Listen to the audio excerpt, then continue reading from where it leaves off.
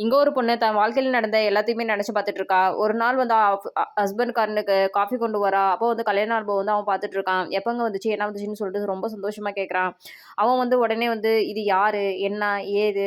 அப்படின்னு சொல்லி நோண்டி நோண்டி கொஸ்டின் கேட்கும்போது, இவன் வந்து தினேஷுங்க. என் சின்ன வயசு ஃப்ரெண்டு. என்ன வந்து ஒன் சைடா ஒரு டைம் லவ் பண்ணான். எனக்கு லவ் மேலலாம் இன்ட்ரெஸ்ட் இல்ல அப்படின்னு சொல்லிட்டு சொல்லிடுறேன். ஆனா அவன் ஃப்ரெண்டா தான் இருக்கிறான் அப்படின்னு சொல்லிட்டு சொல்லிடுறான். அடுத்த நாள் வந்து பார்த்தீங்கன்னா, எனக்கு தண்ணி கொண்டு வா அப்படின்னு சொல்லிட்டு சொல்றான். அப்போ வந்து ஒருத்தன் வெளிய வரான். யார் இவன்? என்ன? ஏதுன்னு சொல்லிட்டு கேட்கும்போது, இவன் வந்து ஏசி மெக்கானிக்குங்க. நீங்க 2 நாளா சரியா தூங்கல. அதனால நான் தான் கூப்பிட்டேன். அப்படின்னு சொல்லிட்டு சொல்றான். உனக்கு என்னத்துக்கு இந்த தேவையில்லாத வேலையெல்லாம்? இந்த மாரி பண்ற வேலையெல்லாம் வச்சுக்காத. எதா இருந்தாலுமே என்கிட்ட சொல்லு. ஆள் இருக்கும்போது எவனா இருந்தாலும் வர சொல்லு.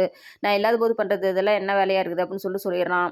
உடனே நைட்டு ஒரு நாள் கால் பண்ணி, எனக்கு வந்து நைட் ஷிஃப்ட் வச்சிருக்காங்க. என்னால நைட் வர முடியாது. நான் மார்னிங் தான் வருவேன். நீ பத்திரமா தூங்கு அப்படின்னு சொல்லிடுறான். சரிங்க அப்படின்னு சொல்லிட்டு இவளும் வச்சுட்டு டாப்பால் போட்டு தூங்கிடுறா.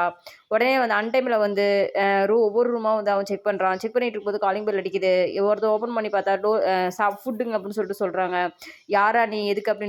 இல்லங்க நான் தான் ஃபுட் ஆர்டர் பண்ணேன். ஒருத்திக்காக சாப்பாடு செய்ய முடியாது. அதனால தான் நான் ஆர்டர் பண்ணேன். என்ன மன்னிச்சிடுங்க அப்படின்னு சொல்லிட்டு அவனையும் நல்லா திட்டி விட்டுறான்.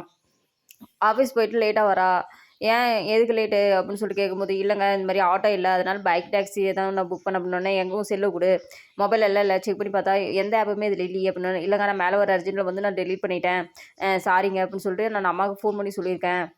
எனக்கு வந்து எனக்கு வந்து பைக் வந்து ரெடி பண்ணி குடுக்குறேன்னு சொல்லியிருக்காங்க அப்படின்னு சொல்லிட்டு, "இல்ல நீ பைக்கெல்லாம் வாங்கக்கூடாது. நீ இனிமே வேலைக்கே போகக்கூடாது" அப்படின்னு சொல்லிடுறாங்க. ஏங்க அப்படின்னா, "இல்ல அப்ப வந்து அந்த டாக்ஸிக்காரன நீ வச்சிருக்க" அப்படின்னு சொல்லிட்டு அவன் வந்து கோவப்படுறான். அடுத்த நாள் வந்து பார்த்தீங்கன்னா, "ஏங்க இந்த மாரி பிரெக்னன்ட்டா இருக்கேன். எனக்கு ரொம்ப சந்தோஷமா இருக்கு" அப்படின்னு சொல்லும்போது, "இல்ல நீ இத அவாய்ட் பண்ணிடு. எனக்கு எனக்கு தான் பொறந்ததா அப்படின்னு எனக்கு கொஞ்சம் டவுட்டா இருக்கு. நீ வந்து அவாய்ட் பண்ணிட்டீன்னா, அடுத்த டைம் வரும்போது நம்ம பார்த்துக்கலாம். அதுவும் போல நான் வந்து கொஞ்ச நாளா வெளியில போயிடுறேன். நீயும் ஆஃபீஸ்ல தானே போயிருந்த. ஆனா இனிமே நீ போமாட்டல்ல" அப்படின்னு சொல்லிட்டு அவள ரொம்ப மனசு வந்து ரொம்ப கஷ்டப்படுத்திடுறா. இதெல்லாம் வந்து பார்த்தீங்கன்னா, ஃப்ளாஷ்பேக்லாம் முடிஞ்ச உடனே, "என்னை ஏன்டா இப்படி பண்ற? எனக்கு எதுக்கு இந்த நெலம? நான் என்ன தப்பு பண்ணேன்? எந்த தப்பும் பண்ணாத நான் ஏன் இவ்வளோ கஷ்டப்படணும்? எங்க வீட்லலாம் எங்க அப்பா, அம்மாலாம் இந்த மாரிலாம் இல்ல.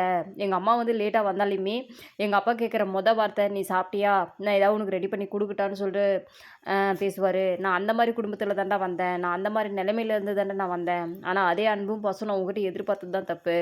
அ உன்ன கொன்னுட்டு நான் ஜெயிலுக்கு போறதுக்கு, அதுக்கு நான் இது எவ்வளவோ பரவால்ல. நான் ஜெயில்லயே